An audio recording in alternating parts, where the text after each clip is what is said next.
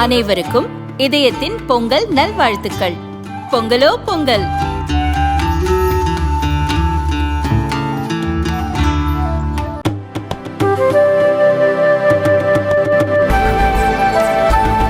சேலம் பெரியார் பல்கலைக்கழகத்தின் துணைவேந்தரை ஆளுநர் நேரில் சந்தித்துள்ளது ஆளுநர் மீது ஆழ்ந்த சந்தேகத்தை ஏற்படுத்துவதாக இந்திய கம்யூனிஸ்ட் கட்சி தெரிவித்துள்ளது. இது தொடர்பாக இந்திய கம்யூனிஸ்ட் கட்சியின் மாநில செயலாளர் முத்தரசன் வெளியிட்டுள்ள அறிக்கையில், சேலம் பெரியார் பல்கலைக்கழகத்தின் துணைவேந்தர் ஊழல் குற்றச்சாட்டில் கைது செய்யப்பட்டு பிணையில் வெளியே வந்துள்ளார்.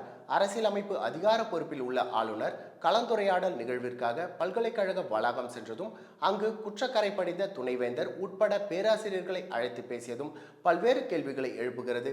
விசாரணை நடந்து வரும் சூழலில் ஆளுநர் வருகை தருவது சரியல்ல என மாணவர் இளைஞர்கள் கடும் எதிர்ப்பு தெரிவித்ததை அலட்சியம் செய்து அவர்களை கைது செய்து அப்புறப்படுத்திவிட்டு ஆளுநர் மேற்கொண்ட நடவடிக்கையால் குற்றவாளிகள் தப்பித்து செல்ல சாட்சியங்கள் ஆவணங்கள் இடமாற்றப்படுமோ என ஆழ்ந்த சந்தேகத்தை ஏற்படுத்தியுள்ளது.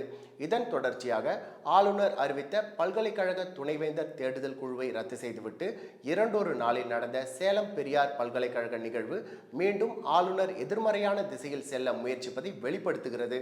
ஆளுநர் எனும் மாண்பிற்கு களங்கம் ஏற்படுத்தும் செயலில் ஈடுபட்டு வரும் ஆளுநர் RN ரவியின் நடவடிக்கையை இந்திய கம்யூனிஸ்ட் கட்சியின் தமிழ்நாடு மாநில செயற்குழு கண்டிப்பதுடன் ஆளுநர் வருகைக்கு எதிர்ப்பு தெரிவித்த மாணவர் இளைஞர்கள் மீது போடப்பட்ட வழக்குகளை திரும்ப பெற வேண்டும் என்று தமிழக அரசையும் வலியுறுத்தியுள்ளார்.